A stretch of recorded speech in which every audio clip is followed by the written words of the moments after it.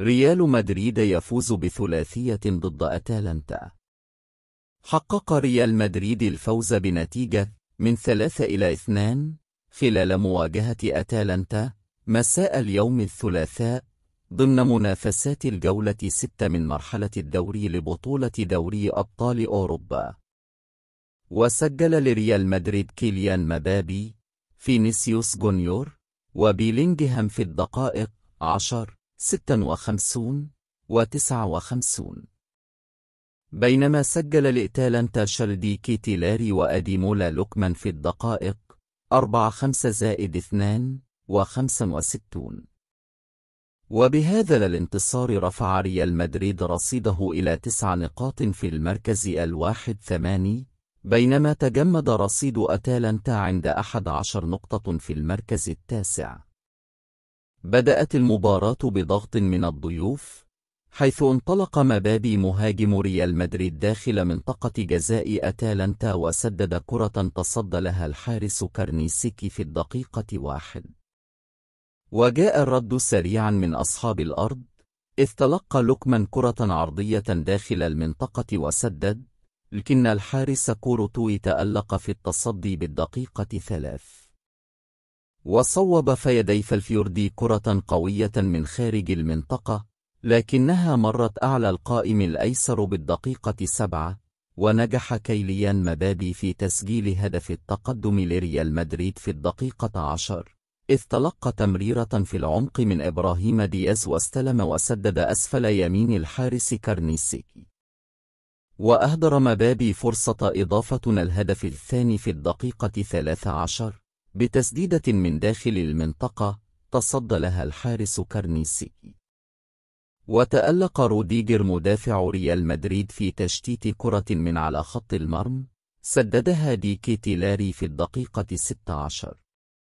وسقط مبابي على أرض الملعب واشتكى من إصابة عضلية وطالب بالخروج في الدقيقة 35.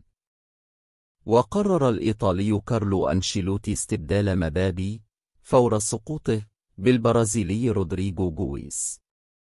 وقبل نهاية الشوط الأول تدخل تشواميني بعنف على كولاسيناك لاعب أتالانتا ليحتسب حكم المباراة ركلة جزاء للطليان، ونجح شلدي كيتيلاري في تنفيذ الركلة بنجاح ليمنح التعادل لأتالانتا، وينتهي الشوط الأول بنتيجة من 1-1. ومع بداية الشوط الثاني كاد لوكمان أن يضيف هدف التقدم بتسديدة صاروخية من خارج المنطقة مرت بجانب القائم الأيسر لمرمى كورتوي في الدقيقة 53. واستغل فينيسيوس جونيور تمريرة بالخطأ من إيدرسون لاعب أتالانتا لينفرد بالحارس كارنيسيكي ويضع الكرة في الشباك مضيفا الهدف الثاني بالدقيقة 56. وأضاف سريعا جود بيلينغهام الهدف الثالث، إذ تلقى تمريرة من فينيسيوس واستلم وراوغ الدفاع قبل أن يسدد أسفل يمين الحارس في الدقيقة 59.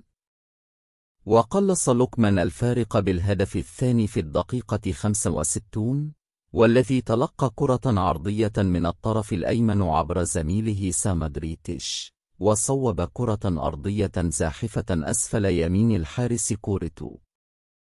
وأهدر إبراهيم دياز فرصة تسجيل الهدف الرابع، حيث انطلق فينيسيوس وسدد كرة تصدى لها الحارس لترتد أمام دياز، لكن تسديدته مرت أعلى العارضة الأفقية بالدقيقة 69. وتصدى كورتو لتسديدة من سامادريتش على حدود منطقة الجزاء في الدقيقة 80. وكاد لوكمان أن يخطف هدف التعادل للطليان في الوقت بدلا من الضائع بتسديدة قوية، لكنها مرت أعلى العارضة الأفقية لتنتهي المباراة بفوز الريال بالنقاط ال3. كانت تلك الهزيمة هي الفرصة الأخيرة لأتالانتا، ونجح ريال مدريد في تحقيق فوز كبير.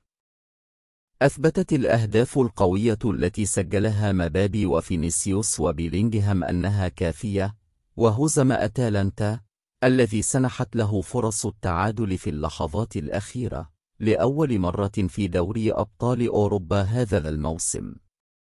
سجل جود بيلينغهام هدف الفوز لريال مدريد على أتالانتا من 3-2 خارج أرضه، واستعاد آماله في إنهاء دور المجموعات بدوري أبطال أوروبا.